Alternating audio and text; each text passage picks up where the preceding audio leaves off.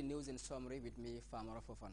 The Vice President and Minister of Women's Affairs, Dr. Aissatou Sedi, has appealed to the country's private sector and individuals to support the Operation Save a Baby initiative for the good of the Gambian children and the health sector as a whole. Dr. Njai Sedi was speaking this morning at the RVTH during the traditional presentation of the cash and gifts to this year's first babies. The program was done on behalf of the First Lady, Madam Zainab Yahya Jammeh. In a similar development, members of Club Foire, a group that has been complementing the efforts of the Operation Save a Baby, were out in the various health facilities to dole out gifts to hospitalized kids and their mothers.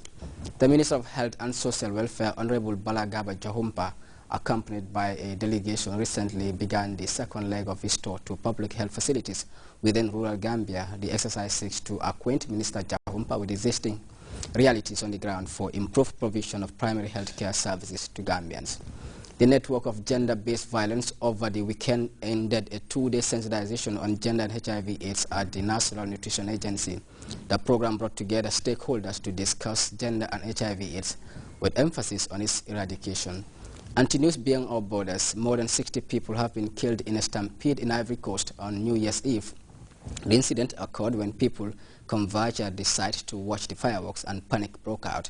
The cause of the panic is not yet ascertained, but the tragedy has turned into a blame game between the public and the security. 2012 was not a good year for Mali, considering the political and economic crisis the country is going through. The country was plunged into chaos when their president Toumani Touré was overthrown in a military coup and Islamist rebels took control of the vast north. Malians hope that come 2013, the problems facing their country will be solved. People in different parts of the world welcome 2013 in different styles and ways. For people in Burma, they celebrated New Year for the first time outdoors since the military took over. In sports, Manchester United maintained their recent good run of form with a thumping 4-0 win over struggling Wigan at the DW Stadium, 2 goals each from Mexican striker Javi Hernandez and Premier League top scorer Robin Van Persie ensured Sir Alex Ferguson's side will enter the new year with a hefty 7-point lead ahead of their nearest challengers and title holders Man City.